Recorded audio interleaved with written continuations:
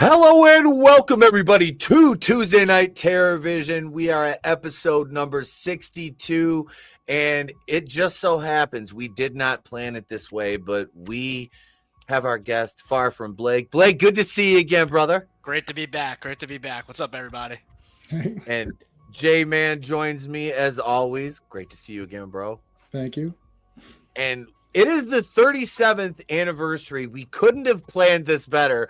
Yep. Of the release of my personal favorite entry in the entire Halloween franchise, Halloween 4, The Return of Michael Myers. Yep, and don't worry, it's not Vic Mignogna. I have pants on, but yeah, there we go, right there. There's the shirt. I love this. My only regret is I have sleeves on this shirt because I won't cut the sleeves off this one. There's certain shirts I will not chop the sleeves off, and it would mess up the logo, and I won't do that to this one. But this is my favorite. I've said this time and time again. I absolutely love this movie ever since I saw it on Viewer's Choice pay-per-view when it dropped on there as a kid. And you're familiar with that, Jay. That's out of Canada. Yeah. That's because of the Nice. satellite system we had as a kid. That was the pay-per-view provider that we got because we never paid for it. So it was awesome. And I was just watching trailers for Halloween week in 88 or 89 when this hit pay-per-view, and it was like, man, I love seeing the original trailers for these. I have, and it's trend. Michael Myers was trending on Twitter. Let me welcome the chat here. Let's see. I didn't turn the comments on. I see we have a new channel member, Dabian Donaldson. My brother, thank you for joining, sir, at the Harvey. I believe he joined the Harvey Wakuian. Yeah, he's a producer. That's Dabian. If there's anything you want me to review, and I will say this as a courtesy, please lean on movies. Reviewing an entire series is something that I used to do, and I wish I still had the time to produce those videos. You guys all have been here for a while. You remember Batwoman? I know. Yep.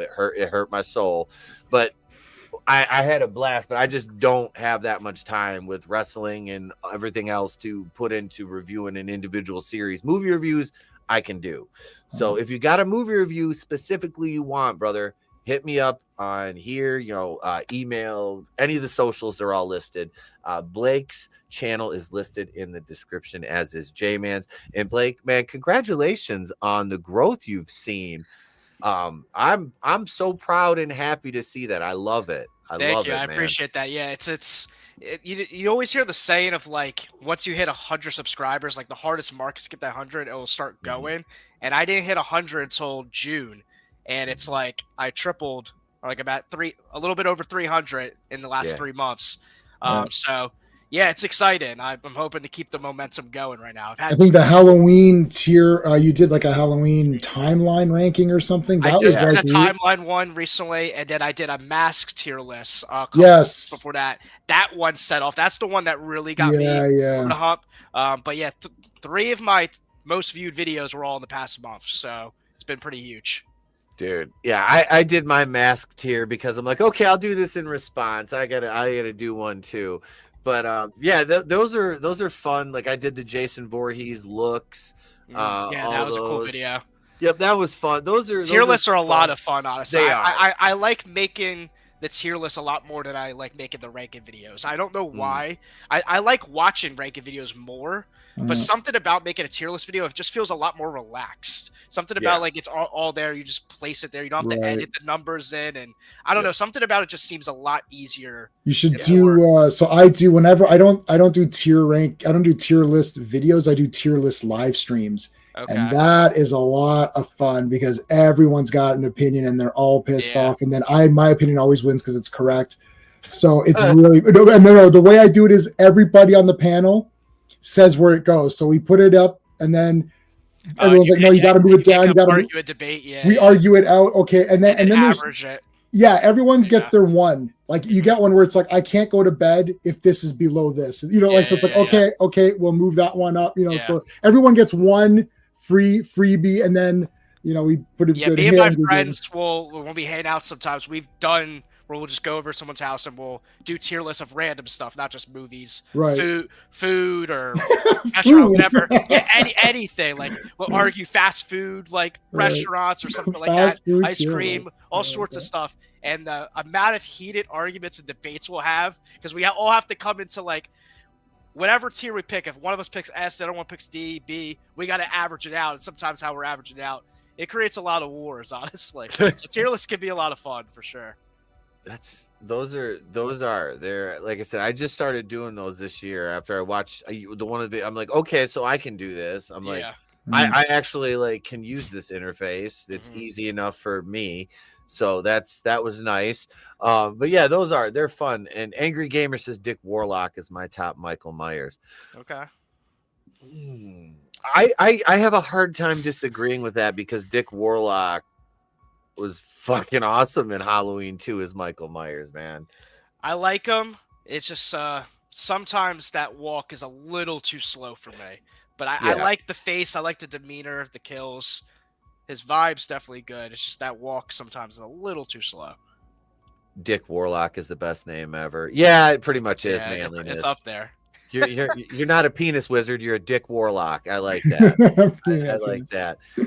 And real quick here, folks. Few programming notes. Thursday night, right back here, same bad time, same bad channel, 8:05 Eastern, not on Superstation TBS, right here on Wrestling with Horror. We're watching Hellraiser this week, and I just watched my VHS copy this morning. I have a 2-pack. I've got Hellraiser 1 and Hellraiser 2 Hellbound. And yeah, we're going to be screening those at my Halloween party while we play euchre in the basement too. So yeah, Hellraiser, check us out right here. Live commentary that'll be available the next day on Patreon. That's patreon.com/Wrestling with Horror 420. And Sunday night, we're doing a dual stream. It's our Halloween Spooktacular. Myself and my brother, my road dog, my tag team partner, Killer Pizza, a.k.a. Bad News Cruise. We got our Halloween Spooktacular costume party. We have games. Check us out, 6 p.m. dual streaming on Killer Pizza and Wrestling with Horror. There we go. There's all the programming notes out of the way. And yeah, let's see. Wait, I want to add a comment here. Hang on. What is this? Dabian, Lucio Fulci's Enigma, Sleepaway Camp 2, or Night of the Living Dead 90 remake. Any of those? Okay. All right. So I just got the Fulci on 4K. That's one that I never had on DVD or VHS. So that's a brand new. I have the 4K now. It's brand new for me. Sleepaway Camp 2. We watched. I've seen that 4,000 times. We reviewed it together. Okay. Right. Night of the Living Dead 90. Davian, do you want this on a episode of Tuesday Night Terrorvision, or do you want an individual video review? Because it's your choice, man. You signed up as a channel member, so you let me know what you want. If you want an individual video, if you want us to do that on a stream. I've never seen any Fulci movies yet. I have not. Right. I was trying to start you off with New York Ripper, but we can. I mean, you can do it if he wants to do that one. Yeah. But I've never seen that one. So this is Fulci's weird. They're either going to be super awesome 10 out of 10 masterpieces like The Beyond or whatever, or it's like, what is going on in this movie and why am I watching it? But I still kind of like it anyways, just because I like this kind of crap, but it's kind of weird. So it's one, I don't know if that one's a good one or a bad one, but I don't know. I haven't watched the Night of the Living Dead remake in a while. That's a good one. Oh, that's a masterpiece, man. That is. That's individual review. Okay. You want a video? There you go. You know what? If you don't mind, Dabian, I'm gonna do the Night of the Living Dead 1990. Let's see. We'll do Night of the Living Dead 90. And that's one of those movies that they did to retain the rights for Romero because he didn't have the rights to that, right? Because it was public domain pretty much. That's why there's 4 billion versions of Night of the Living Dead out there. Like I'm going to produce my own version, the J-Man cut or something. It'll be like 10 seconds less or something. And it's the J-Man cut or whatever. As long as it's not your Snyder cut version with like oh dear God, that's 17 hours long and slow motion. And Wonder Woman is a disgusting murderer. Okay, yeah, that one. I don't need a slow motion view of a hot dog going by the Flash's mouth and Ezra Miller looking just a little bit too excited about it. That's all I'm saying. No, stop. That's all I'm saying. He looked really excited. Oh my goodness. Like, I got this fine ass woman. Like, he ain't looking at her. He's looking at the. Never mind. Oh my goodness, stop it. CB, that review, Davian, I will get that out probably. I'll try to have it out before Halloween. The rest of this week is busy as hell, but I will bust my ass on that to have it out by next Friday for you, brother. Thank you so much, man. I appreciate you. The best Michael Myers kill is Nurse Jill from Halloween 2, 1981, and the most gruesome is Nurse Karen from Halloween 2. Yeah, Karen was the one that took the hot tub, right? This yeah. She was the hot tub scalding victim. That's a great kill. And then 2 reasons. And then you had Jill was the one he stabbed in the back and lifted up with the scalpel, which is an insane feat. Hey, listen, he rolled a 20, so it was a critical hit or whatever. Apparently, she did not roll for dexterity before. No, she did. No, she rolled a 1. He used his backstab a bit. He's like a thief in the old rules. He's got a backstabbing or whatever. You're welcome, Davian. So I don't have a title card for Halloween 4, but what I do have, you saw the opening credits, and I want to talk about those a little bit here because this is the one time I don't have the movie playing while we're reviewing. I have it playing, yeah. I had it on Shudder, but the way the internet has been with all the, I'm not. I was like, I'm not gonna push it right now because I'm sure my kid's playing Switch and my wife's streaming something right now. So, and I have 3 computers on as we speak. Right. But the start to this, I want to play this clip that I edited together. It's about 1 minute and 4 seconds long, but this is our exposition dump. But before we do that, the opening credits to this is my favorite opening to any Halloween movie by far.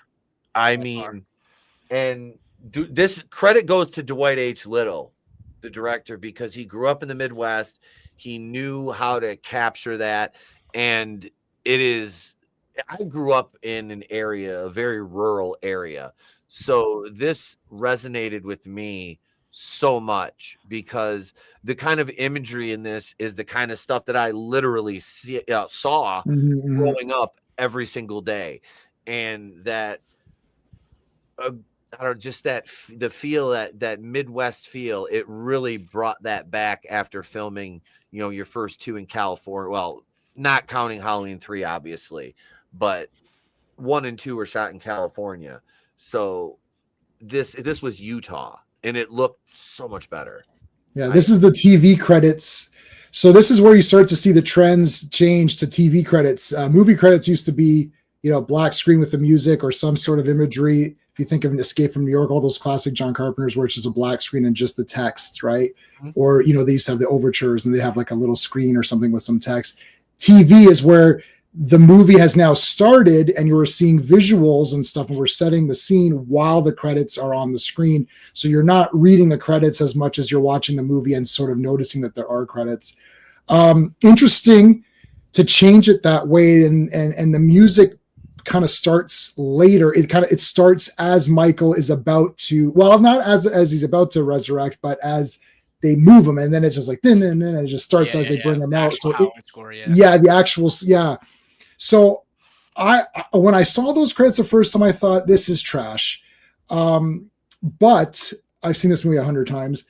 I kind of like the calmness of them, where it's sort of like, this is what's been going on in between these movies.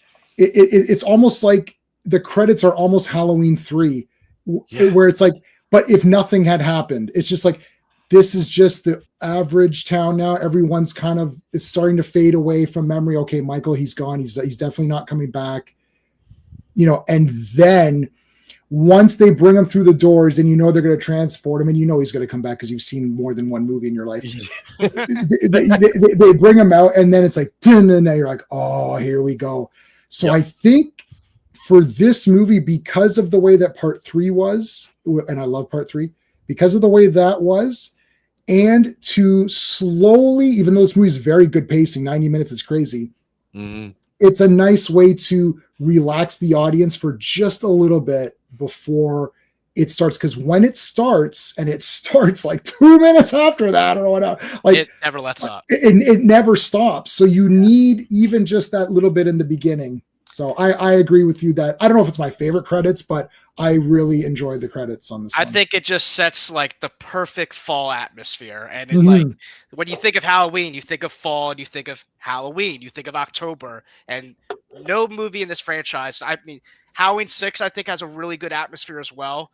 Yeah. But I think it's probably between those two. I would say Halloween 4 probably has the best Halloween October atmosphere, and it sets the tone early with that opening credits, and it just gets you in that fall mood where it's like, you know, there's other Halloween movies you can watch at any time of the year, like H2O or whatever, but like this movie is like the perfect, like, okay, it's October time and I want to feel that fall October vibes, and the second you put on those credits, I'm like, okay, we're locked in, it's October, it's time for Halloween, and that's it's so special.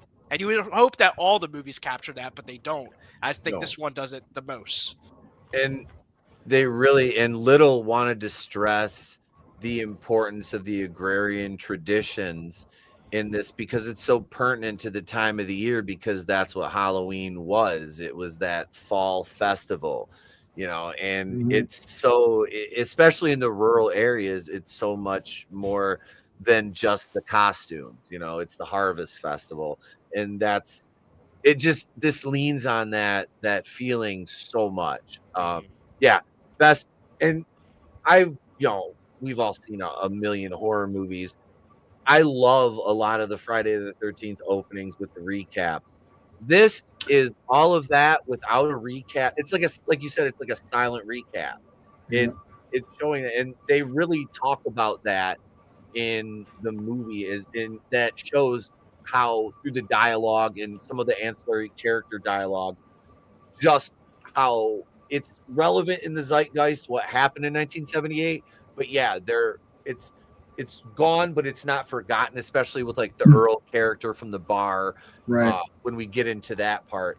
But so yeah, we go into the ambulance showing up at Ridgemont Sanitarium, and we meet this guard, which I'm gonna look his name up while I'm playing this clip, because this guy, I've seen him in so many movies. Fucking awesome character actor. So let me play the clip. Hell of a night, huh? Real charmer. Yeah. I'll take you down there. All right. I'll be right back. Okay. Yeah, first time here, huh? Hope it's the last time. You never get used to the faces. Never. Jesus. Jesus ain't got nothing to do with this place. Come on.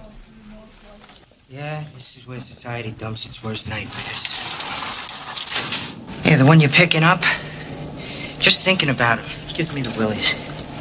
A decade ago, Halloween night, he murdered 16 people, maybe more, trying to get to his sister. Nearly got it, too. But his doctor, of all people, shot him 6 times. Then he set him on fire. Both of them nearly burned to death. Yeah, I'll be glad to see this one gone. Yes, indeedy.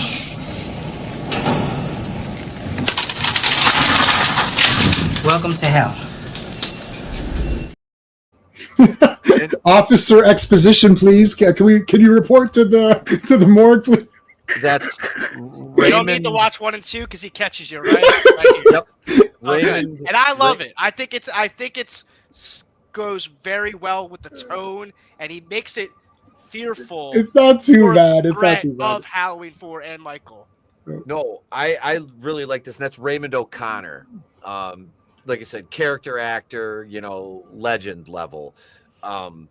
Ancillary guy. You always remember, you're like, he's the guy from, and for me, it's always Halloween 4, because he's such an integral, exposition dump. And but it works though, because Yeah. this guy, you can tell he's been working there for a while. Michael's been there Yeah. for 10 years, since the night of the 78 events. So this guy, of course, over that time, you're gonna hear the entire legend, and then it's like a game of telephone. Things will inevitably get exaggerated, and you won't be able to tell. So, but it was good. I like that. It was it on the nose? Yeah, but does it fit with the movie? You have such a compressed runtime that you need that. Here it is. Listen up. Here's your exposition. Go. Because like you said, from the moment that theme kicks in the ambulance, everything is just, there's very little downtime in this. No, and there's a lot of I like that this is an interesting start because they're on top of them.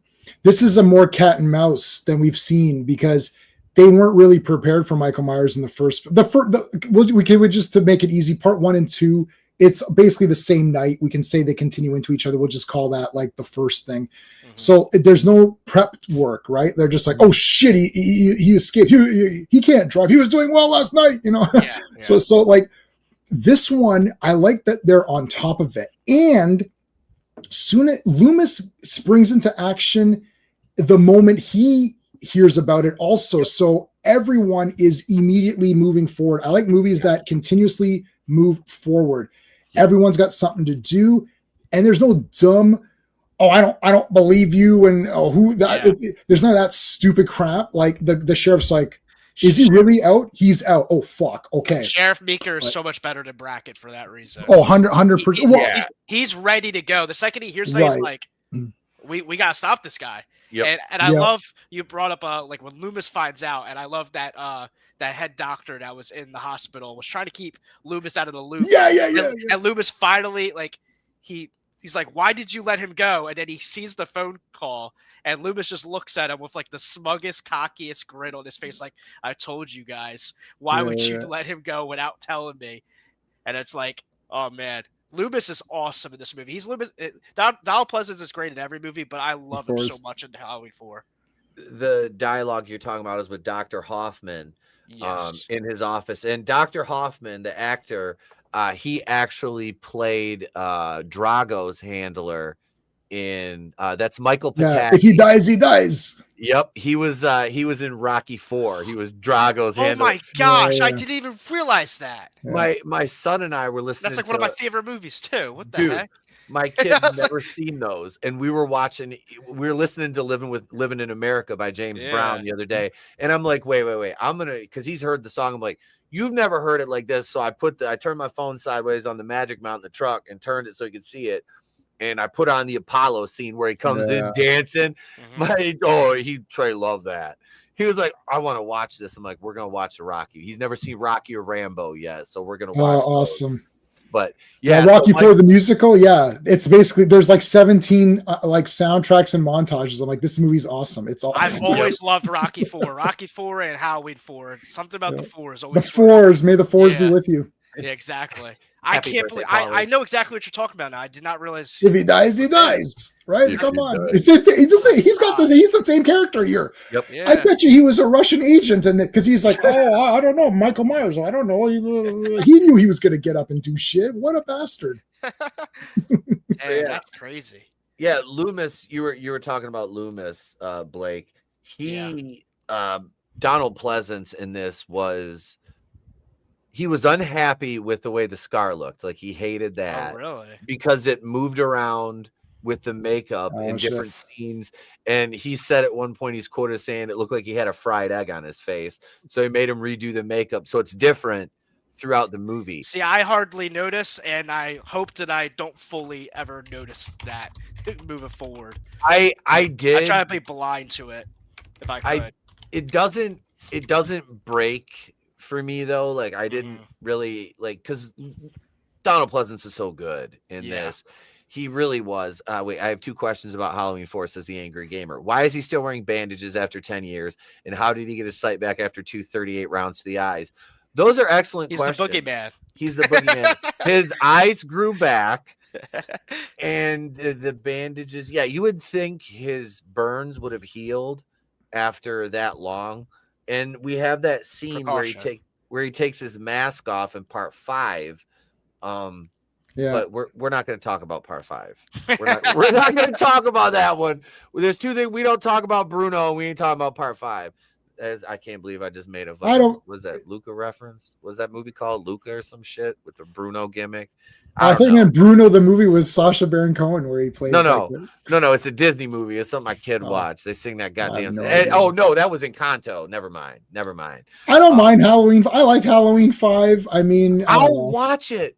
I have nostalgia for it, but it's not as good now as it was then. I'm starting to realize that, sadly. Oh, they were that whole movie. Yeah, and I see Decepticon 77. That's Sean, my co-host. He brought up the 2 cops with the clown noise sound. Wait. That's our job. Rescue cats, find dogs, and we love it. See, you can quote it. It's a great movie. Yep. And they did a callback to that in Halloween 2018 with the 2 cops in the car talking about a banh mi sandwich. That was a callback to those. Peanut butter and jelly banh mi sandwich. Yep. Yeah. See, they were. That was a callback to that. Yeah. But no, Loomis and Hoffman have their exchange. Yeah, I love you mentioned that look because you can hear it. I was just watching the scene. You can hear the phone. The guy's like Michael Myers, and Hoffman's like, I see. And Loomis is sitting there like, yep, like, I knew it. I fucking knew it, And he immediately just dips, and he's like, really? Yep. Well, Michael's not activated. This is the start of that Thorn stuff, right? Because he's not activated until he hears about the niece. Jamie. And then that's the activation, right? And it's like, oh, I've got to go get her or whatever. It was an interesting concept, which went nowhere and became really stupid. Mm-hmm. It's better that I don't like the family thing. This is one of the things I don't like about later entries where it's like he's only after the sister and stuff. It's like, why? Like, I just like that he for some reason saw Laurie Strode and something connected and that's it. And I don't like that. It's like he's trying to murder his family members or whatever like that. It's not really said in this movie. It is said more in the later in like 5 and 6, but it's just like have him just be like pure evil, the boogeyman. He goes after whoever he goes after. Like that's it. But I guess in this movie, they needed to have they needed to come up with some reason for him to go back or whatever. Like, I don't know, but I always liked the family ties. Granted, it's obviously nostalgia plays a big factor. It's the entire franchise to begin with. And the reason why I think for Halloween 4, why it works continuing off Laurie is that something about I told you a little bit off stream beforehand. I grew up watching these movies at a really young age. I started at 3 years old. So this is one of the first movies, if not, it could be the first movie I've seen. I've seen 1, 4, 5, and Resurrection were the ones I grew up on the most when I was like 3 to 5 years old. And the concept of Michael Myers going after a 9-year-old girl and hunting her down, to me, whether that was his niece or whatever, siblings, just that fact alone, being a little kid, terrified me because Michael wasn't just going after the teenagers and the adults. He was going after the little kids. And we'll get into all the details of it. But just like I said, the bed scene where he's coming underneath the bed, like the concept of this whole entire movie is essentially like Michael really could be anywhere. He could be hiding under your bed. He could be in the closet. He could be in the house somewhere. And it doesn't matter if you're 85 years old or 5 years old, Michael will go after anybody. So even though there is family ties, he's relentless in the sense of where he's picking off one by one. That's the thing about this movie is he's systematically setting up placements where it's, turning off the power, taking out the police force. He's doing all these things for his motive of killing his family member. So he's on I guess a little bit more of a mission, which I guess is less random in some sense, but he still is randomly in a way killing anyone that comes across his path. So it's an and both situation. I think there is a weird twisted nature to the fact that he's so driven on going after his 9-year-old niece who he's never met before. And I know you brought up the Thorn, the cult stuff. This movie really like doesn't introduce that. I feel like they tacked it on a little later with the Halloween 5 because they don't show the thing on the wrist until Halloween Right. 5. I think they were just trying to come up with something to piggyback on. I think this was more of just piggybacking on Halloween 2, where they introduced Laurie to be his sister more than that. My thing is that you run out of victims. Secondly, if Laurie is perceived dead, then should Michael Myers die out because his mission is complete? Like, I don't like the fact that they're tying him to a storyline, because the inevitable conclusion is that why is he going after his siblings? And then their response is Halloween 6, which is it's this stupid thing. That's what it's not that I don't like it in this particular movie. It's that the inevitable outcome is terrible. So maybe if they would have swapped it around. And one thing that is funny is she's imagining Michael Myers attacking her, or she's seeing Michael Myers in her dreams under the bed, and he's wearing the exact mask that he's going to get later on in the movie. She imagined him pretty accurate, because that's exactly how he looks like. Whatever. It's just I like being fun. Yeah. The whole thing with Danielle Harris, Jamie, having the visions of Michael is to establish that psychic link, which is later explained more in the Cult of Thorn and Halloween 6, depending if you watch the theatrical or producer's cut. You get, more of each. And I went into all these. I've done reviews of every single Halloween movie in the franchise. Resurrection just came out. They're in the Halloween franchise playlist, including the David Gordon Green trilogy, which I reviewed as Cleveland Brown. And I heard Blake mention in his video the other day the 4.5-hour marathon review of both Rob Zombie Halloweens. I heard you mention that. I was like, I still feel bad about that. Every time I bring up Rob Zombie, I'm always going to shout out that stream on my channel because it's so crazy. Fun fact, I rewatched Rob Zombie 2 last night because I'm going through. Link if you need help. I might make you a little mad. I liked it a little more this time than the last time I watched it. Which one? Rob Zombie 2. I like it. I liked it a lot more. Like, I didn't hate it last year when I watched it. I told you I liked it more than the first one.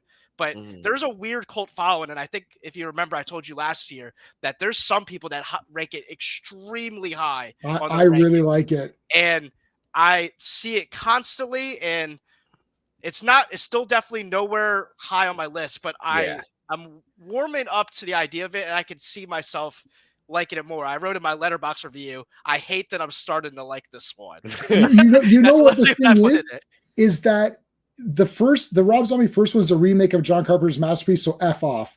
Giving him his lame, he was picked on, get out of my face. That was stupid. Yeah, I hate that. It's garbage. So the first hour is garbage, and the next hour is a remake. So what am I supposed to review? There's nothing to talk about. So that's my thoughts. Exactly. So part 2, it's like, what does Michael Myers do in between? Like, Halloween. What is he? He walks around as a bum, but there's a lot of aggressive kills, and it looks dirty. Yeah. It looks like Texas Chainsaw 1. It looks like a dirty ass movie. This weird guy. It's not. What if I say it's a very good horror movie that is related to Halloween, but maybe not a great Halloween? This movie is a great Halloween movie. This would be your Friday 4. Blake, you mentioned earlier the 4s. Friday 4. It's a perfect Friday movie. This is a perfect Halloween movie. Yeah. If someone says to you, what's Halloween about? You can show them this movie, and that would be your explanation of what's Halloween is. That's what that's what it's about. Halloween 2 is a different thing. That's its own sort of weird Rob Zombie's weird vision, fever dream or something. And I kind of like it for the fact that he's like, you know what? I'm just going to make a movie that I want to make, and let's see what happens. And then that's it. There's no pressure like Halloween 1. You got to hit these points. It's like, yeah, fuck off. No one wants your shitty remake, buddy. Like, it sucks. That's the Halloween Ends is probably the worst, but I hate it. Those are the 2 worst ones.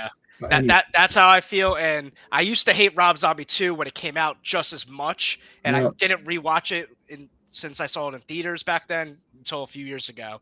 But the thing with Rob Zombie 2 compared to Ends is that Ends is like to me, I treated that as actually Michael Myers because it was in a timeline where you had 2018 and kills, and then you butcher our boy and do everything you do with him. Where Rob Zombie 2, we already know it's a remake. They already established everything in one that we said we both didn't like. They gave him a backstory. He was picked on and all this mumbo jumbo. So we already established that he's not really Michael Myers. So when you go into Rob Zombie 2, I go into my mindset, I'm like, okay, this isn't the real Michael Myers. So let's just take it face value as what it is, this weird, wacky, crazy thing, almost like a Jason Goes to Hell situation, and just be like, all right, let's see what this movie has to offer, because some people have a cult following where they really like it. And when I did that, I definitely enjoy it more. I don't like the grunting that Michael does. It still bothers me a little bit. It's a little annoying. And I think the dialogue could be toned down by a lot in certain areas. Big time. Rob Zombie only knows 2 words. Yeah, exactly. And they all say it. If the dialogue was fixed up a little bit, I think it dramatically could become more rewatchable. I think that's the thing that holds this movie back. It's not very rewatchable because of the dialogue and all the weird stuff. Yeah, they're insufferable. But they're insufferable to get through. But me watching it, there are good ideas on, like, I guess, depression, like trauma, and like going through like real life turmoil where you're actually going through something. So that psychological aspect of like, oh wow, what if you actually did go through something? I think this movie taps into that a lot more than a lot of the other movies. So from that, I do see the artistic merit of what Rob Zombie was going for. But if it was less Rob Zombie with the dialogue, he can't help himself. Yeah. No, every movie has the same dialogue. All trash, white trash. And I can't do that. Like, I can't take it, man. No, like even me, who has a mouth like a trucker, I'm like, it's like, oh my god, like, it's nauseating because nobody in the real world would actually speak that way all of the time. It's not, and it's every character. It's not there's the one potty mouth character. Every character is written by it's Rob Zombie's voice in every character. Yeah, no normal people. There's no right to bring it back to this movie though. Notice how every character is believable as who they are. Yeah, like there's no, this guy's the ass. Even the guy who's the ass, Brady, is not. I mean, he's an ass because, you know, Rachel's a good person and he's really being a dick. But it's not outrageous Rob Zombie level dickery. No. The cops are a bit skeptical. They're like, well, is Michael? No, he's back. He's back. Okay, he's back. Okay, we got to go. The townspeople are like, we got to get together and stop this guy. It's not as ridiculous levels as Halloween Kills, your favorite movie, Pete. You messaged me saying it's my favorite movie. I don't know. It's weird. And then you try to delete those tweets. Evil it's weird. Lies.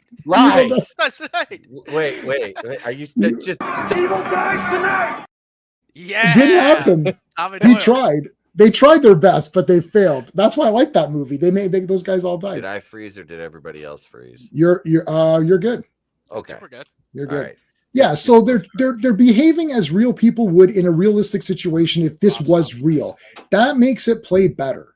Also, I'll say this, and then you guys can, I don't know if you want to comment on this, but first of all, Danielle Harris is awesome. I've met her. I showed you the pictures. I met her. I got her autograph, all that. She's great.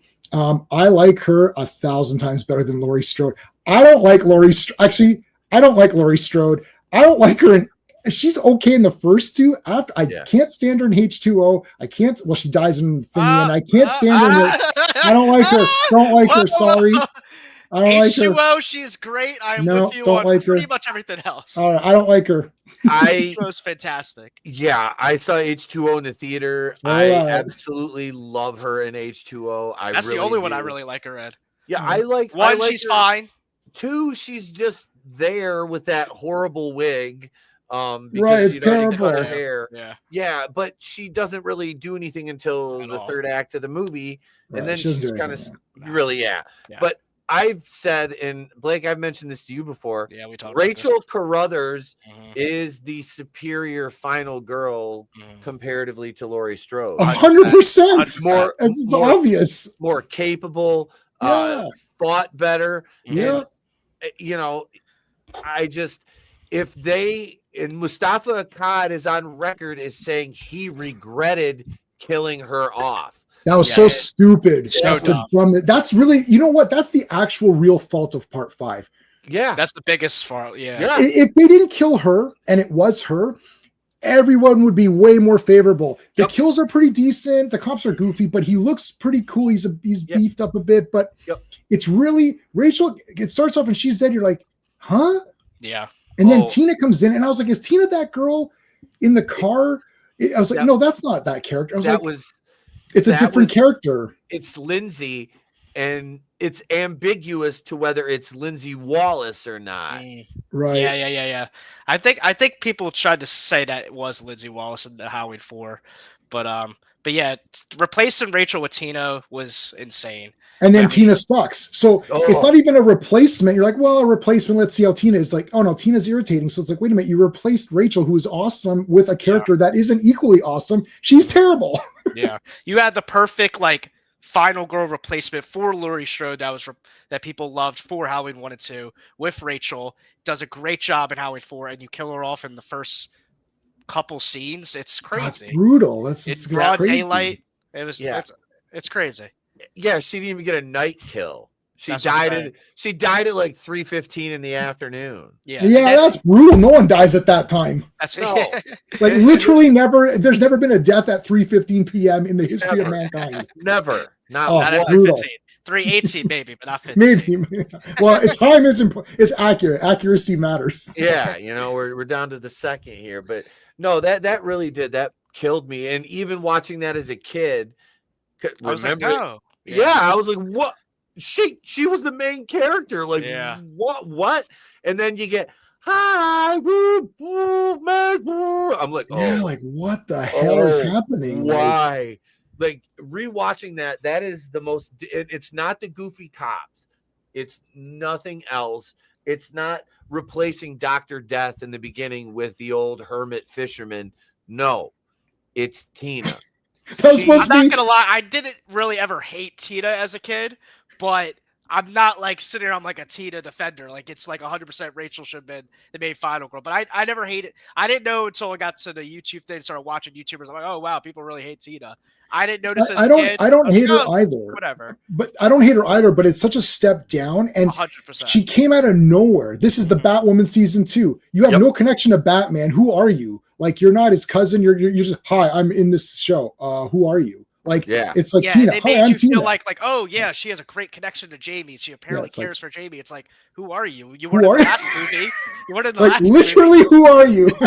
Why do you care about Jamie so much? Supposedly, yeah. And then Jamie can't speak, so you cripple. Now you could say she went through a traumatic thing, but you crippled that character. Yeah, you cripple. Yep. So Jamie, that you get rid of Rachel. And you get rid of Rachel. I don't know what the heck they're talking. And then because that's that weird guy who can't see. You can't get these weird directors. I'm gonna make this movie. It's like, well, okay, hold on a second. Do you care about Michael Myers? Like, who are you? And it's probably the craziest Loomis performance. As much as I love Dr. Loomis, this is probably like his most ridiculous. Even though he has one great line. Yeah, he's holding her in front of.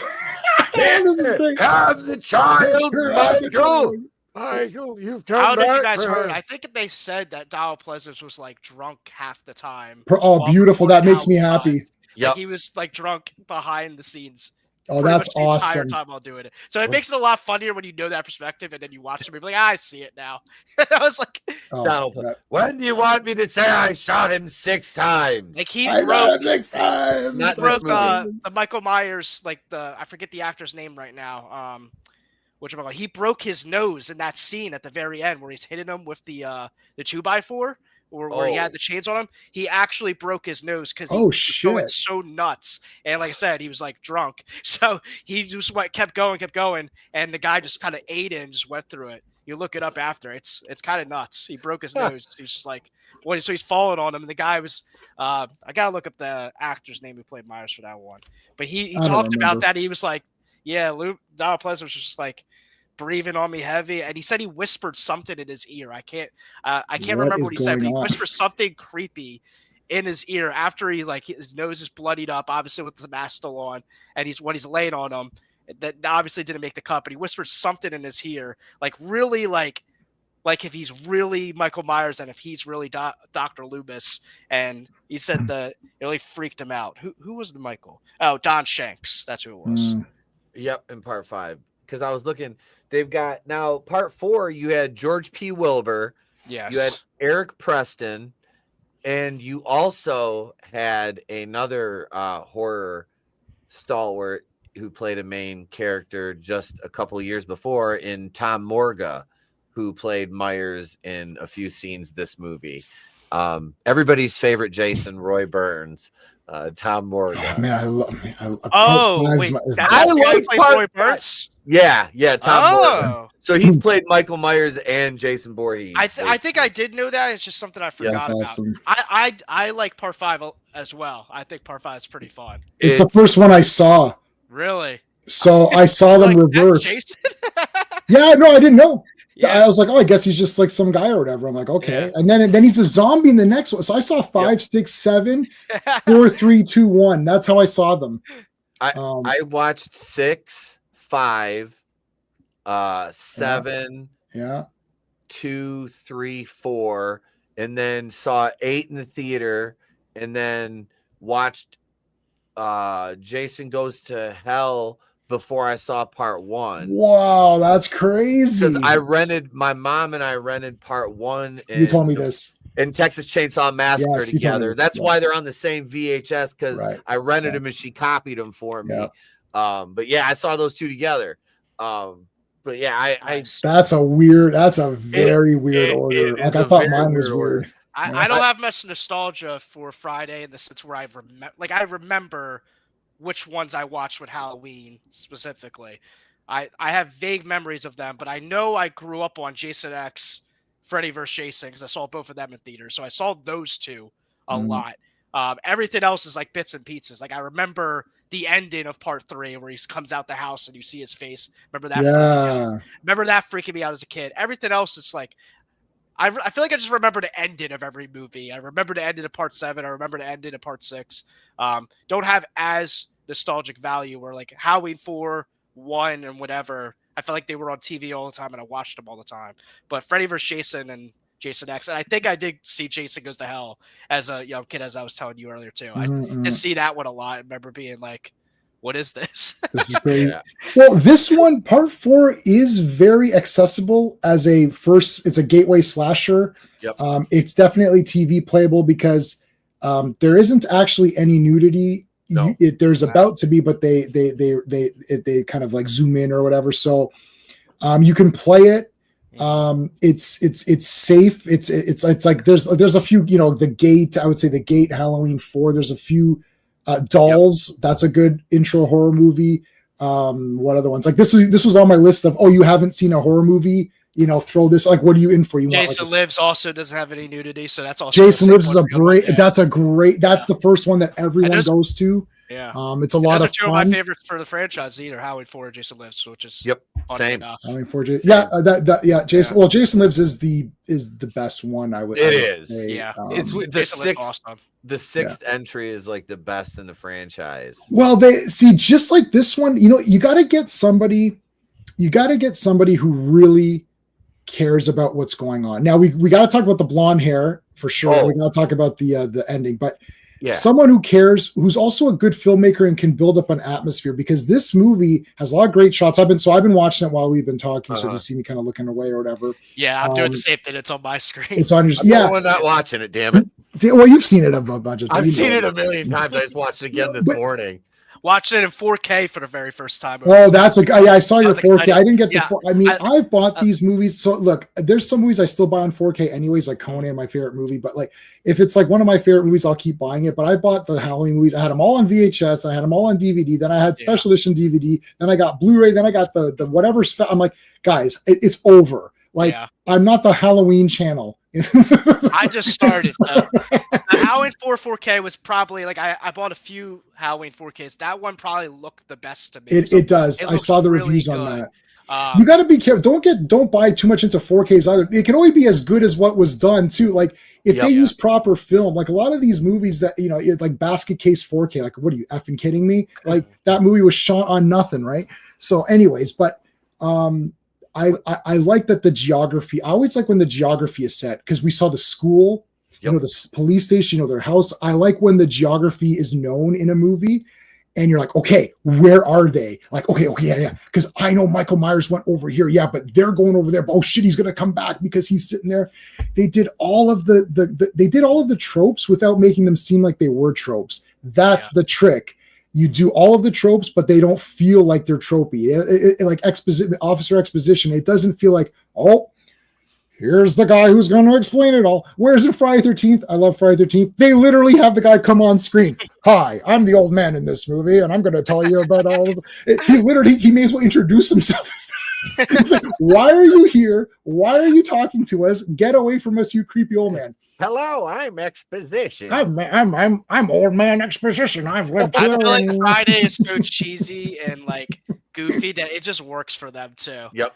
That's the one thing we talk about. Like I'm excited for Crystal Lake. I'm excited for anything Jason in the future, but I don't think we'll ever get what we used to get in those 80s movies because it just wouldn't work nowadays. And even if they try to a little bit, like I don't think we'll ever get it. I don't know about you. I don't know if we'll ever get a zombie Jason again. I feel like they're only going to go human Jason. How do you create part 6 with the lightning and all that without people going, this is stupid, this is ridiculous, for like the new generation that didn't grow up on these movies? I feel like it's such an 80s thing. Yeah, they missed out on the Universal monsters are everything because Jason is the Frankenstein monster. Freddy is the Dracula, right? Like, and if you have obviously anyone that's a creature would be the creature from Gilman. If there's anyone who's cursed or whatever, it's like a Wolfman character, right? So all of these deformities or anyone who's deformed. So they those are your hierarchy guys. Those are your Mount Rushmore guys, and then everyone comes down from that. And literally in part 6, the geniuses it's like, yeah, he's kind of like the Frankenstein monster. How about we actually just make him the Frankenstein monster to the point where there's actually lightning bringing him back from literally from the goddamn grave. You're like, oh my God, this is genius.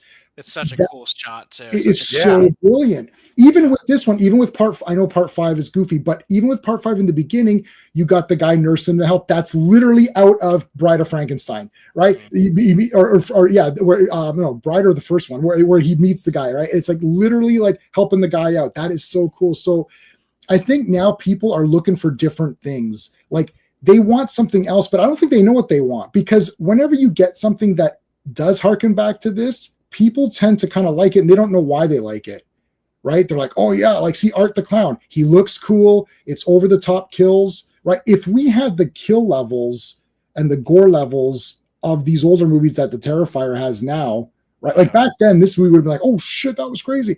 Now it's like, this is like a TV movie. Like Walking Dead is worse than this, right? I hate that Friday the 13th, and I think we talked about this before, how the MPAA butchered all those movies, and now we get stuff like Art the Clown, like which is insane, which is ridiculous, right? It's ridiculous, and they butcher part 7, part 8, like all those movies from back in the day, and now we do the most outlandish thing possible. It sucks. Yeah, you can get Art skinning a girl for 10 minutes, but we can't get Jason shoving a party horn in some broad's mouth. Like, come on. Yeah, really. I mean, that's just, and John Carl Buechler, to his credit, had all the footage he shot, which is in the Shout Factory Friday the 13th, the VHS stuff. Mm-hmm. It's all put together so you get those kills in that one, thankfully, because he kept for the which movie? New Blood. Oh, really? Yeah, New Blood was literally obliterated. Like, I mean, that's like a TV special for kids. That's a PSA thing. I really wonder how much better that movie would have been if we were able to see the entire project. You know what I mean? Yeah. Like the money shot. I like it, and I like it. I actually really like it as it is, and it'd be way better. Like it could have been tied for first, or maybe even better. It could have been up there. I mean, Kane Hodder's Jason, that movie, the design is so awesome. Cool. Like when that broke open. Oh my gosh! Oh yeah! Shit, dude! Like we're like, oh my god! I remember watching as a kid. I was like, God damn! Like his face, man, the teeth, the makeup effects. Yeah, they did a phenomenal job with him. But what's your timestamp on the movie right now, Jay? So 53 minutes in, it has been constant motion, movement of characters, vehicle movements, troop assembly movements, Michael moving around. This movie is like, it's I mean, whatever, we'll rate it, but I know everyone's rating, I think, but it is a perfect job in pacing and editing and characters. Every character has 1 or 2 lines to introduce them. You automatically, your brain, because you've seen more than one movie, fills in everything. Even those guys in the beginning when they're at the drugstore and that guy's like, I better go ask her. No, you're not. No, you're not. I understand those characters You like perfectly every from that.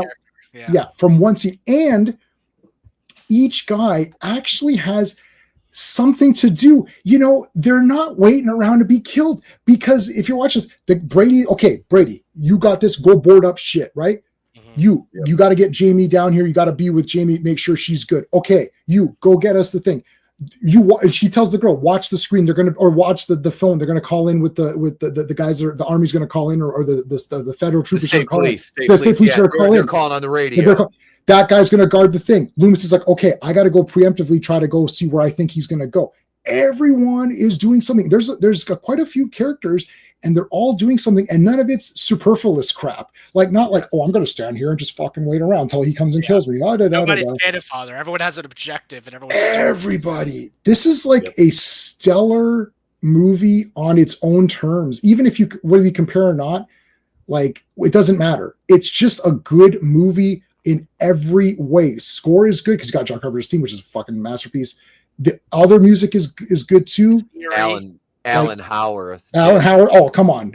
He's basically John Carpenter. He is. So, I mean, really, yeah, right. In terms of scoring a fucking movie, it's the difference is negligible between their scores because they're close enough. Batman and Robin, you couldn't get Batman. You got Nightwing or Robin or whatever. They work together on everything. Over a handful of movies, so it's like, they know each other beat for beat. So it's like, oh, you need a Halloween score. Howard's like, okay, I got this. If John's not coming in.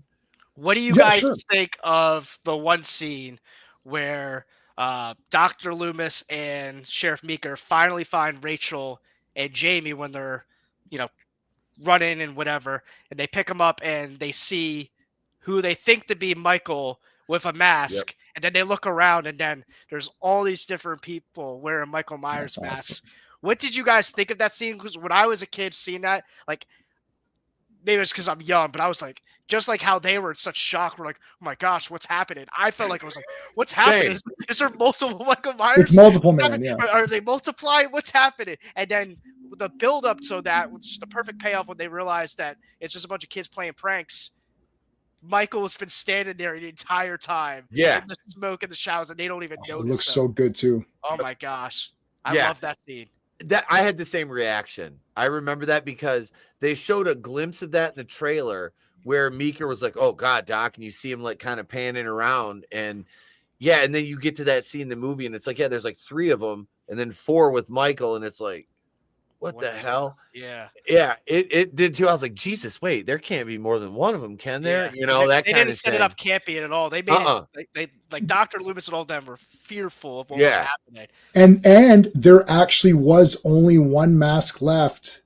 This could be this could be a coincidence, but there was only one mask left of that type in the store, and there's multiple costumes. So these kids did buy that in an event to just be dicks, and this would actually happen, because even when they're going trick-or-treating in the beginning, in the earlier parts of the movie, kids are throwing the toilet paper everywhere and they're just being dicks, right? And it's like, that in a town that had this happen, some guys are going to buy these. I literally have known people who have had like the purple Kool-Aid parties and stuff, and you're like, really? Like, come on. Like literally, like it's so. Oh, yeah. Have you had one, Pete? Please. Not yet, but you just gave me an idea. Oh, great, thanks. But there's going to be people who are going to be doing this weird stuff. They put it in, and it's put in because it's so. Like, look, again, it's put in for a horror movie to have a trope like, oh my God, he's everywhere. But it's realistic. It makes sense, and they didn't play it like it was goofy. It played nice. And you could tell, because we saw the real Michael by that point. You could tell that guy's not. That's not the real guy, right? Now, what about the blonde hair? Because I did watch the commentary, and the guy admitted that they're just dumbasses and nobody noticed. So there, they should suffer in hell for all of eternity. And Pinhead or the Chatterer or whoever you want to pick is gonna be. I'm gonna forgive them because other than that 3 seconds of screen, the rest of this movie is like pretty much flawless. But Yep. they have to go to purgatory, or they have to go to hell for some amount of time. Like they've got to be in hell for maybe 24 hours. Dude, how did you not notice that hair was blonde? Because that was absolutely terrible. When did you guys first notice it? Do you remember? The first millisecond I saw this movie, I was like, what is this? Why is he blonde? I'm like, what's happening? I don't know if I knew it as a kid. I'm not sure when I even noticed. I don't know if it was No, I on like noticed YouTube it. videos Right. and someone pointed it out, or when it happened, to be honest with you. Yeah, It was- I don't know. But once you notice it, you don't unnotice it. Just You like can't the unnotice it. mask in H2O. It was after I watched it a couple times. It was like my second or third viewing because I'd recorded it off pay-per-view, and I'm watching the VHS, and it comes to the part where he throws Loomis through the fucking window, and you're like, what? Who's that? Rewind it, and it's like, Who's is that the guy? same? He's blonde. That's his twin. Well, they said they Player had 2. It's player 2, Michael Myers. player 2 has entered Player the 2. chat, you know, Michael and- Myers. but they couldn't paint the mask because they got him and they were pink and blonde, and they're like, Right. if we do the paint on the mask, the homeboy's gonna pass out. Like, we can't fucking do that. Like, Listen, I don't So- care what the excuse is. It's bullshit. You're going to hell for a day. I don't care. Yeah, it's so lazy, and it's like you got to go back and refilm that shot. You know what I mean? Yep. Yeah. It's ridiculous. What do you guys think of the mask overall? I know you made a tier list video. I kind of already forget where I placed mine, to be honest with you. Where'd you I, guys I have place it? I have nostalgia for this mask, obviously, because of the movie. I honestly don't think I even noticed how bad the mask was in comparison as a kid. I think I was just oh, that's Michael Myers. Again, being a little kid. Then same thing with the blonde mask. When I might have noticed a little bit as I got older, but then watching YouTube videos and people review it, and that's all people talk about when it comes to this movie. To me, that's the only thing that people can really say bad about this movie, to Yeah. not put it in the conversation as the best, right? So then you hear that a million times, and then it's impossible not to look at the mask and go, yeah, it probably should be a little better, shouldn't it? Which is a shame, because I think this movie is so awesome, and I don't see why, John Carpenter's original Halloween it's great. It's a masterpiece. We all love it. Without it, There's the nothing. franchise wouldn't be what it is. Yeah. But Halloween is like the one franchise I feel like out of all the franchises where it's like so many people are like, it's the original and everything else is a fight for second. And every other franchise you can debate. What's the best Nightmare? What's the best Friday? What's the best Right. this or that? It's a shame to me that Halloween, it's like it's only the original or nothing. And to me, the only reason why that is why Halloween 4 can't be in that conversation is the mask. Because I could make all the great points of why it has very good tension and pacing, just like the original, but more Yeah. brutal kills, better final girl, better characters. Dr. Loomis is arguably better. I mean, it's pretty close, right? But everyone's gonna say, yeah, I hear you, but that mask is horrible, and then they kind of just shuts you down. It's a shame, man, because we talked about it before. George B. Wilbur, who also plays Michael in Halloween 6, I love his mask Yep. in Halloween 6. I like his portrayal.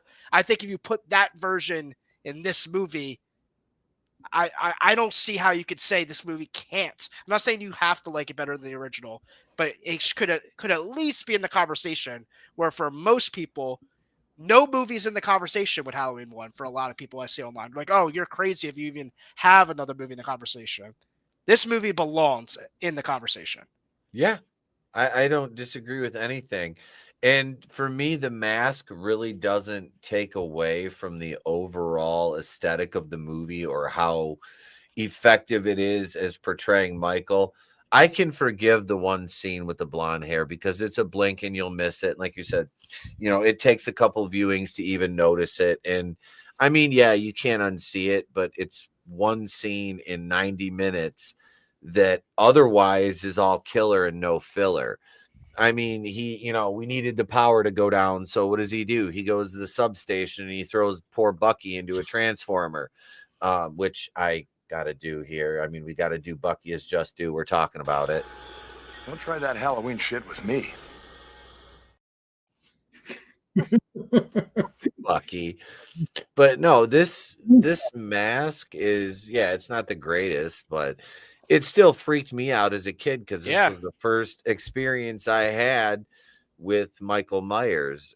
And other than that, the first memories I have of Halloween are in HBO, like a commercial. They were going to air Halloween, and they showed the scene with him sticking his arm in the fucking closet going after Laurie.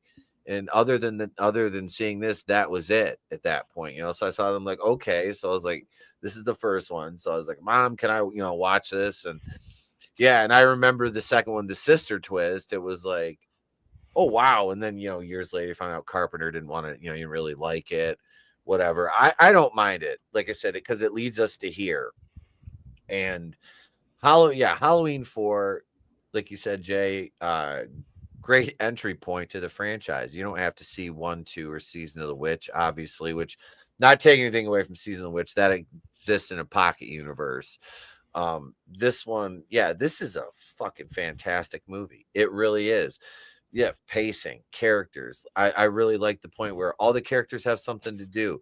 There's a task. They're not just, like you said, sitting there, you lazy prick.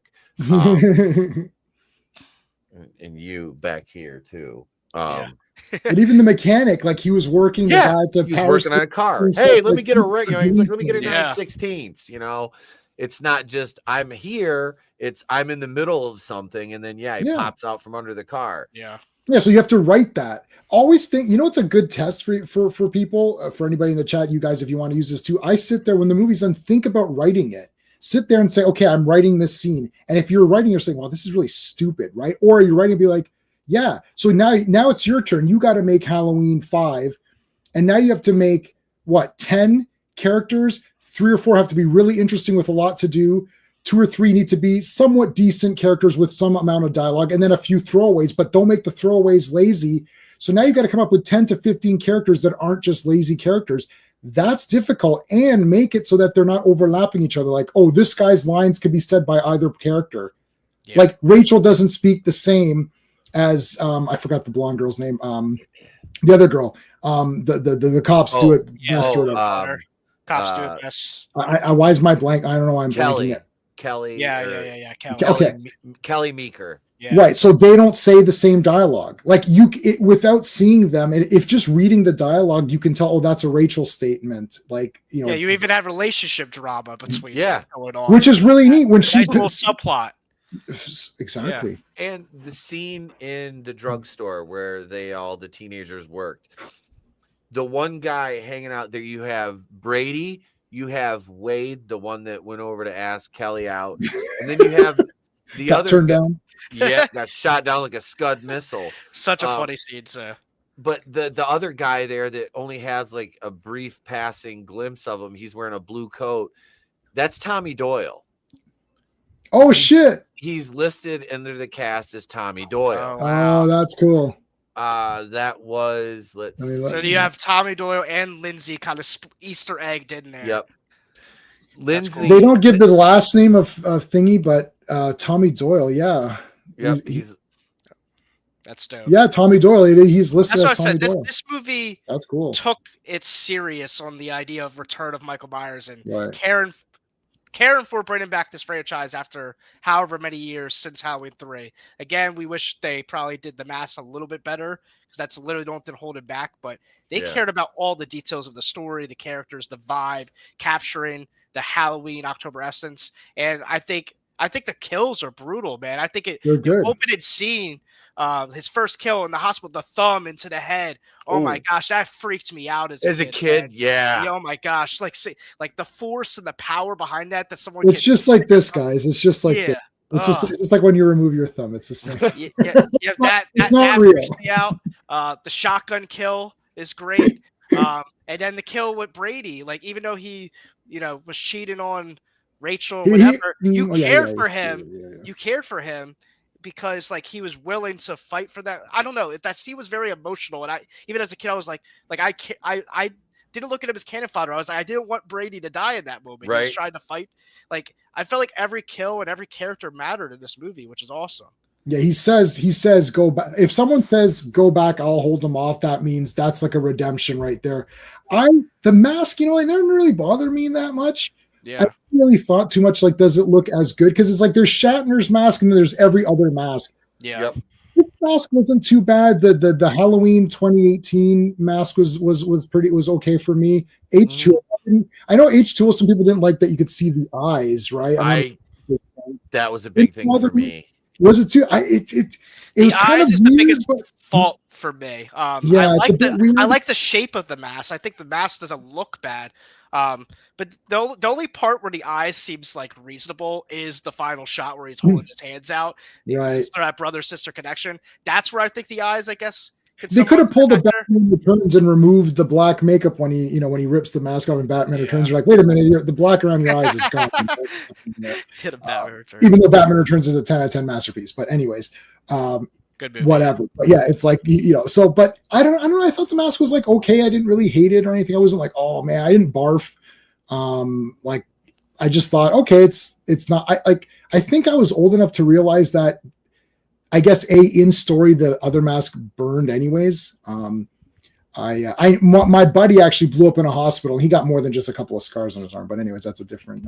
I love that they blew up in a hospital. They're like, oh, I've got a little bit of thing here.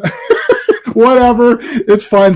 Maybe Dr. Loomis is part of the cult of Thorn or whatever. He's the what's the opposite of Thorn? He's the cult of Smooth, and he has to like fight the Thorn or whatever. Because he survives just as much as Michael Myers. He's as tough as he is.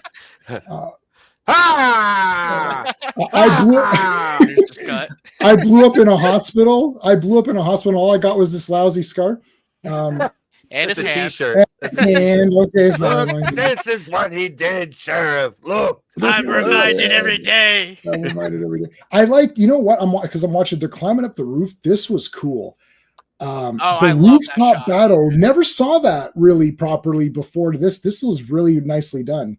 Yeah. So the roof that they're on was built in an open field, and it was only 20 feet off the ground at the peak. So they're not on a real roof.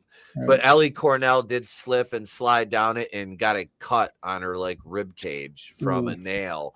The house was originally supposed to be on fire in this scene. Wow, they're going for broke, man. That's what I said. They were really going for it. But they decided not to. And with Alan B. McElroy, who did so many rewrites to the script of part 4, that he got the sole writing credit for it, because there was a whole other script, and McElroy, who is friends with Little, he's from Ohio as well, he came in to do a rewrite, and he got sole credit for the writing on it. That's cool. But yeah, there was so many different things that were supposed to happen. If you want to go into detail with it, you can watch my review in the Halloween playlist on my channel. But it's called, in my Halloween 4 video, it's called Halloween 4, an underrated gem. Because I absolutely love this movie. I do think it's extremely underrated in the sense that it's not underrated by Halloween fans per se, because a lot of Halloween fans do like it, but I think in the zeitgeist of like horror and like just casual movie fans, like everyone will say like, oh, October, oh yeah, I like Halloween, I've seen Halloween, and that's why I say I'm like such a big defender of this movie, where since a little kid, like people are like, oh yeah, Michael Myers, I've seen Halloween, and I would always be one in the room, I'm like, well, did you see Halloween 4? Did you see Halloween 4? They're like, oh no, I seen the first one, or someone would be like, oh, I seen the second one, and then as time going on, Rob Zombies came out. They're like, oh, I seen Rob Zombie in the first one. I'm like, you got to see Halloween 4. Like, I remember just telling people that, like, not being horror fanatics, like, oh yeah, whatever, and never really caring. And it seems like that, where it's like, that's what I mean, where I'm like, it's a shame with a lot of these like slasher movies and stuff like that, where Halloween 1 is praised by the masses, which I'm glad that we have that, but it's like by Rotten Tomatoes and all these different critics and whatever, they'll recognize the first movie, they'll recognize the first Nightmare on Elm Street or whatever, but then they will pay attention to the rest of the franchise to see if any of the other sequels are good. And that's the thing, where it's like, if you look at the Rotten Tomato scores or IMDb and whatever, it's crap for this movie, but Halloween 1 is like super praised, and it's like, I don't know what they're missing. Like, Halloween fans know Halloween 4 is a good movie, and they'll still like it, even if they don't like as much as the original. They love the sequels, but the outside perspective is that they don't give sequels the time of day. Then nobody watches these content. movies. That's what. No. Firstly, IMDb is fake. So is Rotten Tomatoes. They're all fake. Nobody watches and I hate any. them too. Just using them as reference. Yeah. Hey, that's what I do. It's just a frame of reference. At this Reference. point. Yeah, just to see how people don't watch movies, because there's a lot of fake praise for movies that are total garbage and people pretend they're good. And there's a lot of hate for movies that are good that people pretend they suck. And most of the time they haven't watched it or they haven't paid attention. In the zeitgeist, John Carpenter's name and Halloween Part 1 hold a lot of weight. Yeah. For good reason. Mm-hmm. I love Bay of Blood. I love Black Christmas. I know they came before, but really Halloween is the first big. This is the Black Sabbath is the first metal album, even though there's other guys precursors. It's like Halloween is sort of the first big real slasher guy. When the mask looks cool, stalking, the kills, all that stuff, the nudity, everything is perfectly aligned to call this a slasher movie. So it's and fitting that it's on Halloween. Perfect name, perfect score, all that, like the music, all that. But to follow that up. I like Halloween 2 a lot. And then to follow it up with Part 4, because Part 4 has a large task. Because Part 2, okay, it's still kind of cool. There's nudity and some good kills. But then you got Part 3, which I personally love. Same. I know you guys like it. It's a great movie, but it's called Season of the Witch, and they put Halloween 3 in front of it, and that's problematic. Now you've got everyone hated the last movie, and now you've got to bring it back with Michael Myers, exposition it up, because people aren't going to watch everything. They're just going to go see whatever's new. Mm-hmm. And you still have to have the kills, and you still have to have Michael Myers badass, and you've lost Jamie Lee Curtis. Yeah. Right? So you've lost your heroine. There's a lot of like already hurdles. Like you got hurdles anyways. For this movie to be this awesome is a bit crazy because there's so many hurdles, and it just like fucking goes right over them. Like the mask. It doesn't. I'm just gonna say it doesn't bother me. I don't care. It's fine. I have and I'm glad it doesn't, because to me it never did either. I feel like the internet and everything I've seen is trying to convince me it's fake. Blake. It's annoying. It's fake because I'm 48. I don't know how old you are. I don't know how old you guys are, but my birthday's on Friday, actually. Friday. Oh, awesome. Okay. How old are you? I'm 28 right now. 28. Okay, so I'm 20 years older. So I was around for 45. This. 45. Okay, so we're about the same. So I was around for this. There's a lot of fake things like, back then. No. Back then, we all thought this was awesome. I don't know what these people are talking about. Yeah. Nobody was like saying, that mask didn't look very good. I remember going to my buddy's place. It's like, we would watch like Halloween 4 tons of times. We'd throw in, same with Texas Chainsaw Massacre 2. Oh, it's so terrible. It's like, really? Not when we watched it. I watched it 4,000 times. I thought it was equal. I thought it was better than Part 1. Really? Don't tell me that. Blake, you're too young. You won't be able to fend off the damage you're going to get. I've got more hit points than you do. I've got way more hit points. I don't really care about. I'm not a massive TCM fan to begin with, so I don't really care. I am. That's my big. No. But no, nobody said any of this. This is fake. Like, this is this. No. Don't pretend you're this big armchair critic or you're this big hipster. Yeah. You weren't saying any of this in I don't remember what's the year of this, exact year of this? 88. Nobody said this in 88. No. Yeah. No, not at all. That's why I was shocked until I started watching the YouTube video, because I used to just watch their lies on my own and then talk with my cousins. They were diehard. It wasn't until like 2019, 2020 where I started like wanting to watch ranking videos and all this stuff and whatever. And that's where I started learning these. I'm like, that's why I said I didn't know people hated Halloween 5 or hated certain things. And I'm like, that's where I started noticing that stuff. And that's the one element of YouTube where it's like, sometimes it can be annoying, like when people point out flaws in movies you love, or they try to convince you of these flaws. You're like, damn. I was like, I never thought that. I was like, even if the flaws are there, who cares? Yeah, exactly. It's like people saying now in 2025 that Ace Ventura is problematic. No one said that. My response to that is this: just I don't fucking care. Well, they make fun of this. It's funny. A comedy movie. It's a comedy. You can make fun of things. Either we can make fun of everything, or we can't make fun of anything. South Park rule. The Wayans brothers coming out with Scary Movie 6 just announced that we don't care if you're going to be offended. We're going to offend people with this movie. So Right. Excellent. I'm hoping they really go for broke and make Scary Movie 6 awesome, because the original Excellent. Scary Movie is freaking hilarious. It's I pretty just funny, rewatched it a week or two ago. I love it. I just realized I have part 3 on VHS. I don't even know where I got it, but it's Oh, out there wow. in my VHS rack.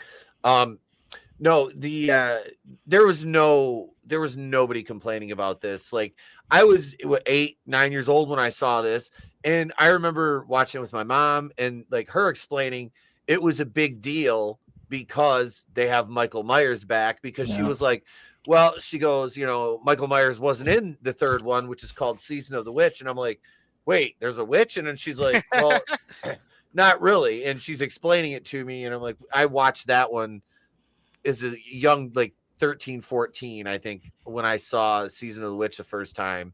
It was a couple years later, because like part 5, I remember watching part 5 and being a little bit disappointed because, like I said, Rachel died. That was my disappointment, though. I wasn't thinking about like the pacing of the movie, because as a kid, you don't really think about the pacing. You're just the scares. When is Michael on screen? Yeah. How are the kills? The Is barn there- scene was pretty good. So Yeah, That's you're cool. like, is there gonna, I'm watching this, I'm like 9, 10 years old. I'm like, is there gonna be tits? I mean, that's basically the things you watch these for, especially after being conditioned by Friday the 13th. But seriously, it's a solid movie. There's no the hate for it, any perceived flaws is basically manufactured for clicks. It's clickbait. Yep. I just 100%. that's because this movie, like I said, it brought the franchise back. And had it not been for Halloween 4, the return of Michael Myers, we don't get another of this giant franchise. Nope. It stops at 4 movies. Yeah. That's it. Yeah, that's why this one had so many hurdles. Like, again, this had so much going against it. This was the last. I know we're approaching time, but we have to talk about the ending really quick. We have to talk about the very end. What did you guys think of that? That was pretty crazy. That freaked me out as a kid. I thought it was Michael Myers, like, because being, again, watching as a real little kid, seeing him put on the mask, because it was already set up so well in 3 movies. Well, Michael Myers survives everything, so in my mind, I'm like, crap, Michael's back again. Didn't even think in that moment. So I was genuinely shocked, and Dr. Loomis's reaction to it all is what sells it even more. They're just like, them holding back, him willing to shoot the little girl in that moment. Crazy, as she's just standing there. And Jamie, Daniel Harris is acting as a little girl for that scene. My gosh, flawless. And Meeker grabs Loomis's gun, and this motherfucker puts it right, like he's ready to put a bullet in her too. I'm like, goddamn, like, nuts. But no, it was that swerved me at the end, because, like I said, I hadn't seen the first one yet. And I'm like, oh, and then my mom's like, oh, well, we need to watch, we need to see the first one, because this is kind of like what I'm like, wait, what? Then so I love the first, I love this franchise. I really do. The original, and like I said, it's almost to where I'm like Friday the 13th with this. I'm good up until Resurrection. Like I'm straight through all the way through Resurrection. I can watch any of them. I can, even the bad ones, like 5. I'll watch that. Curse of Michael Myers. I like Howard 6. I don't hate it. I think I was a little rough on it before.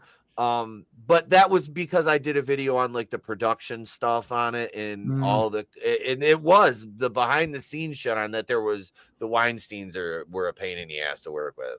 I mean, and all the other shit aside, like working for those two was a fucking nightmare from a lot of, and like I said, just the work side of things. We're not talking about all the bullshit. We know they're fucking monsters.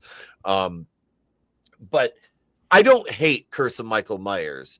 I need to own both cuts of that. I don't like the producer's cut at all. I like the theatrical. I like that. I saw it in the theater. I thought it was okay. It's just kind of goofy with the Thorn stuff, but the producer's cut has some cool things in it that I would like to add it. Like there's more Dr. Loomis lines, which I appreciate. Yeah. There's actually a YouTuber that I follow. His name's Drum Dums. I don't know if you've heard of him. I just watched one of his videos today. He has The best of the producers cut mixed in with the theatrical. He edited it himself, and I haven't seen it in a few years. But if you DM him, he'll just send it to you. He'll send it to you. And you can watch it.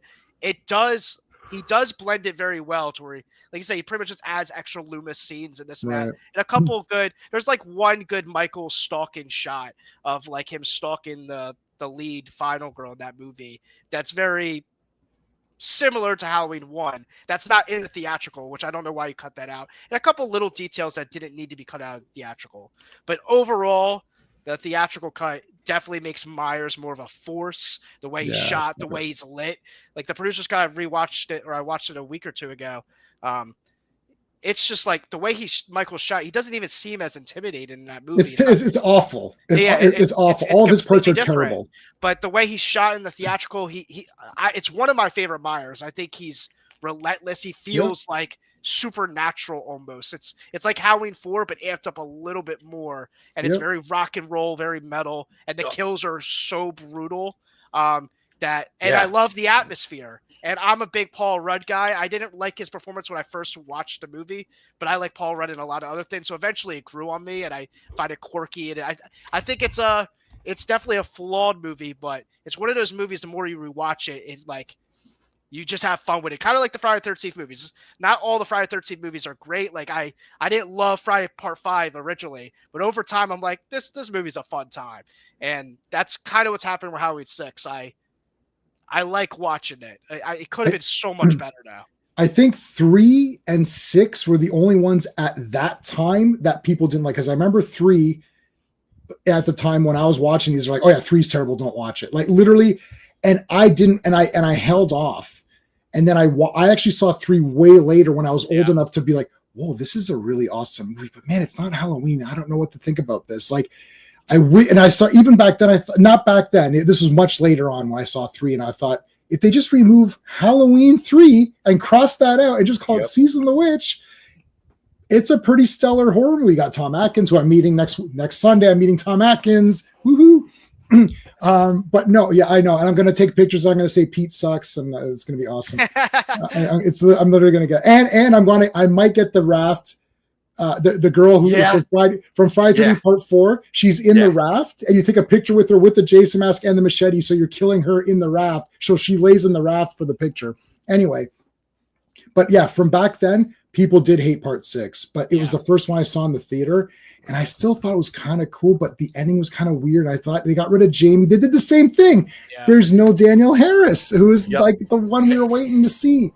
That's a huge flaw, but what they do with the character of Jamie is pretty bad. But it doesn't bother me because it's not Danielle Harris playing it. That's good point.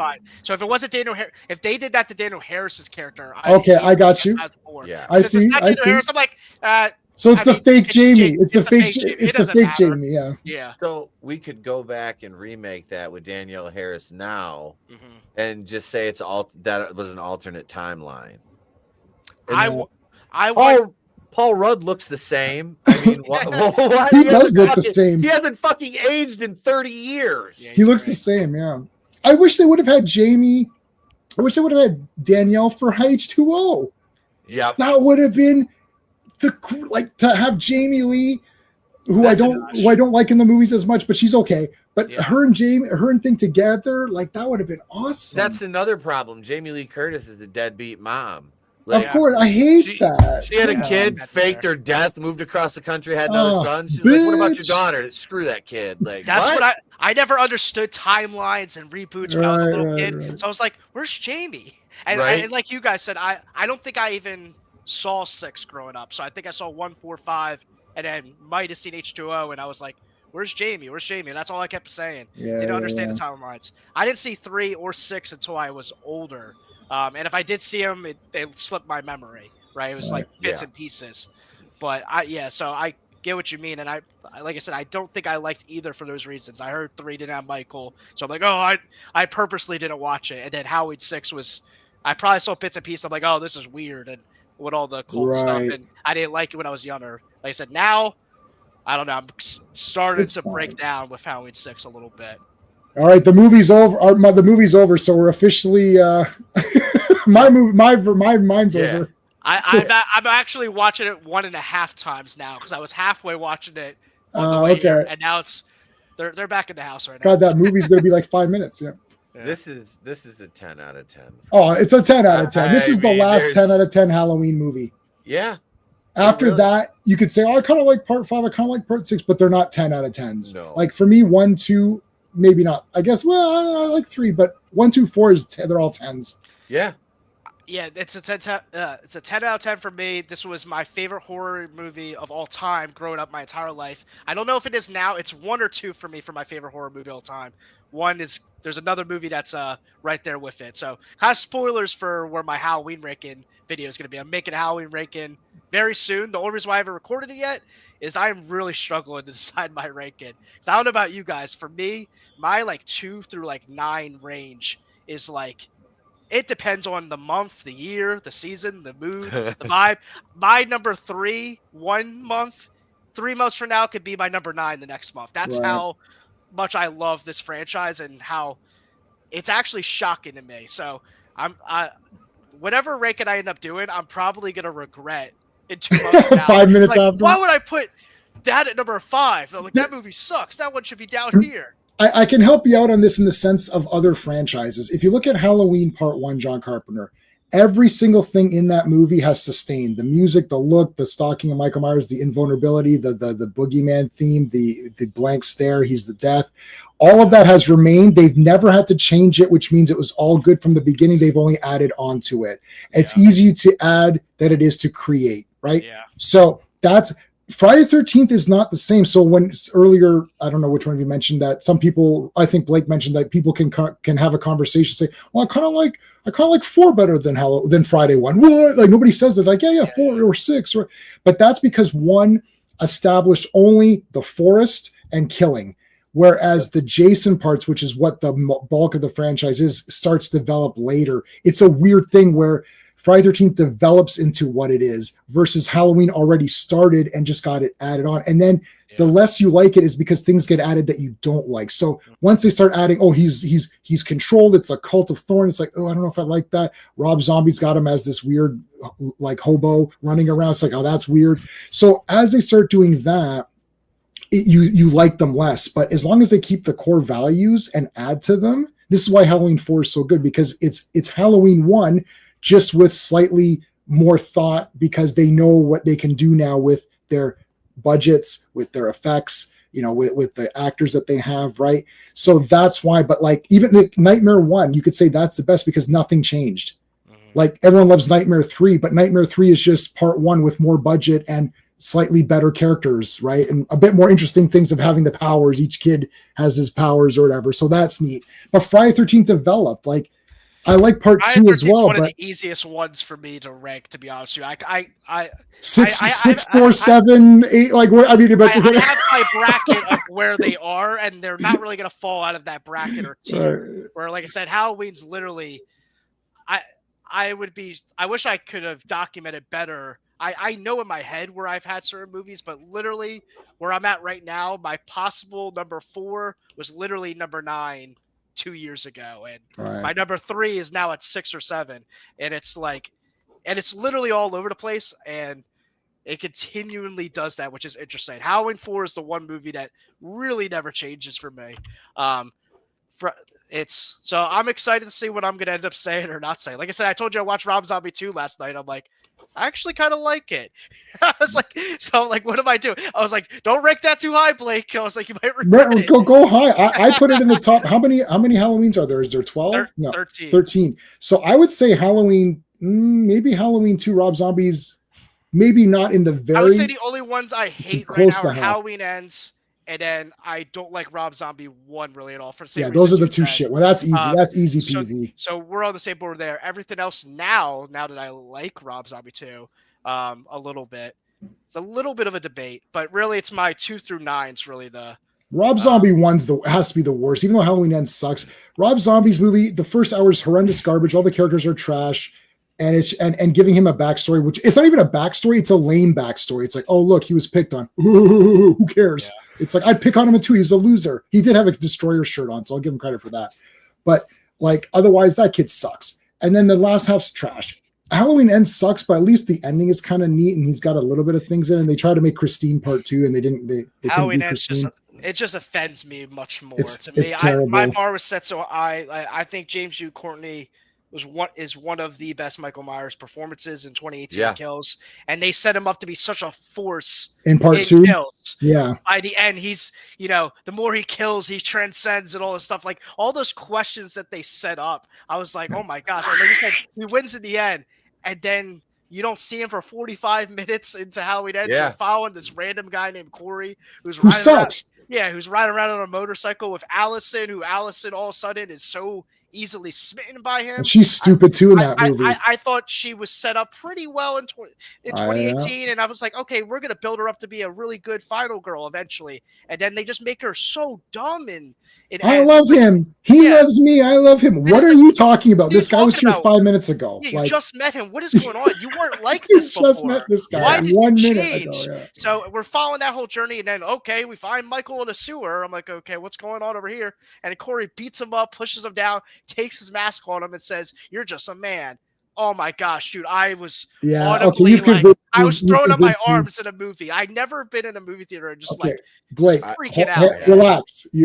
You're getting worked up. You've convinced me. You've convinced me. Halloween Ends is the worst. Oh my gosh, won. I hated that movie. That's the movie that I told you about. I saw Halloween Kills. He can't do it. He can't. He's really upset over this. Take a breath.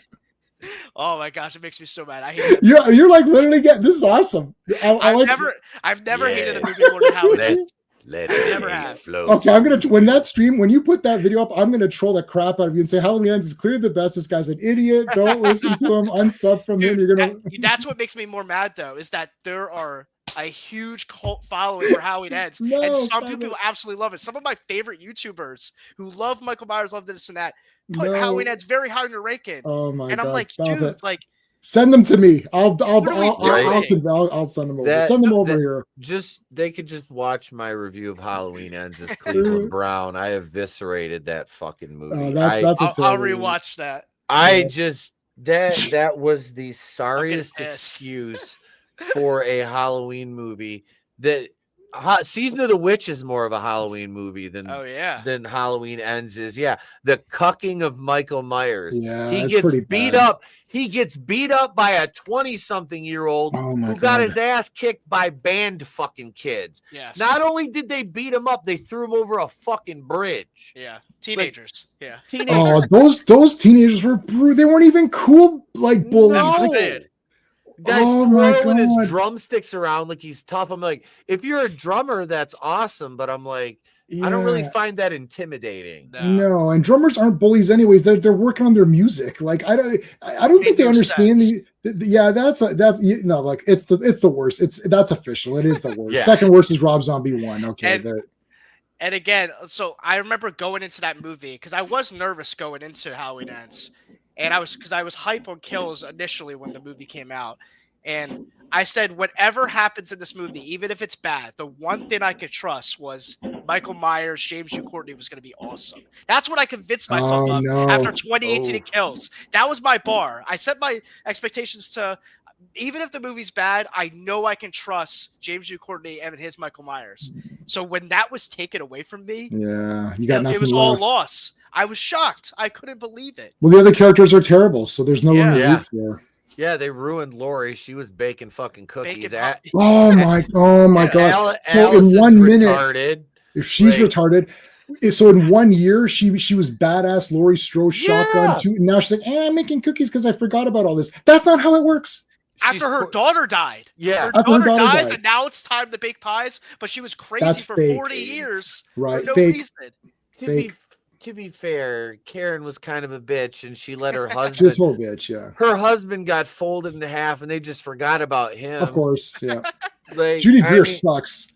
I just I was never so happy to see Judy Greer die in a movie. I was like, you know what? I liked her more in Kills though than in 2018. In 2018, she really drove me crazy. Wow, Blake, I actually agree with you. You know what was funny? I started to like her, and then they killed her. I was like, screw it. Like, I was kind of liking her. I thought, well, she's dead. Oh, well, I guess that's Yeah. fine. You made It me did care. shock me though when they killed her. I wasn't expecting it. But I was like, oh snap, they're killing her. Oh, I clapped in the theater. You should watch movies in the theater with me. I cheer and clap for weird shit. I saw Terrifier 3 by myself, and I'm like, yeah! And people are like, who is this weird guy standing next to us? During the chainsaw scene. That was awesome. And I'm wearing the full Terrifier getup. It's like, yeah. I was eating gummy bears.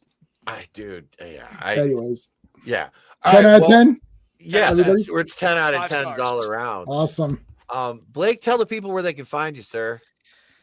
You guys can find me at Far From Blake on YouTube. I also am on X. You can follow me there. I don't have a lot of people follow me on X. Follow me. We can have conversations, talk about videos. I am having a Halloween ranking video. So if you enjoy talking about Halloween, go check out my Halloween ranking video coming very soon. If you haven't seen my channel, I have a Halloween mask tier list video and a Halloween timeline ranking. So where I get into all the different timelines, the official ones, and I dabble into some fun, different, alternate timelines as well. So definitely check my channel out if you like Halloween. Thank you for being here again, bro. It's fun. Been a pleasure. It's been a long time coming. We've really met each other for our love for Halloween 4. You found my I did a reaction video to Cody Leach of me talking about Halloween 4 and how much I loved it and all that. You gave me a chance. You come on my channel and you said, hey, let's collab. Talked about Rob Zombie for 4.5 hours as our first introduction, but our love for Halloween 4 is kind of the reason why we got here. So I'm glad that we got to talk about it today. So yes, sir, man. It was in due time. Absolutely, bro. Awesome. Jay, thank you again, brother, as always. Yeah, ladies and gentlemen, we'll be back here. Let me show this one more time. Let's go over to our graphics, right? Yeah. September and October, obviously, as we're in October. The 23rd, this Thursday night, we're doing Hellraiser, 8:05 Eastern. And next Thursday night, we will close it all down with the 1978 John Carpenter classic Halloween. Commentary is available in full on Patreon the next day. And Sunday night, our Halloween spooktacular over on Killer Pizza, my boy Roberto Bad News Cruz, my tag team partner. We're doing a dual stream. Him, Carlos, me, and Jared are going to get together, have a Halloween party. We'll be in costumes. We'll have some fun. Check us out Sunday night, 6 p.m. And yeah, other than that, folks, I'll probably try to get another video out this week. I got another couple shorts I'm going to do for the season. And Davian requested Night of the Living Dead 1990, so I'll have that out before Halloween for you, brother. Thank you so much, everybody, for tuning in this evening. Davian, thank you for joining as a channel member. We appreciate you guys. Check us out on Patreon, patreon.com/Wrestling with Horror 420. That's it. I'm done. For Blake and Jay, I'm Pete from Wrestling with Horror. If we don't see you, have a great day. Pleasant tomorrow. We'll catch you on the next one. And remember, it's always better to burn out than fade away. Deuces.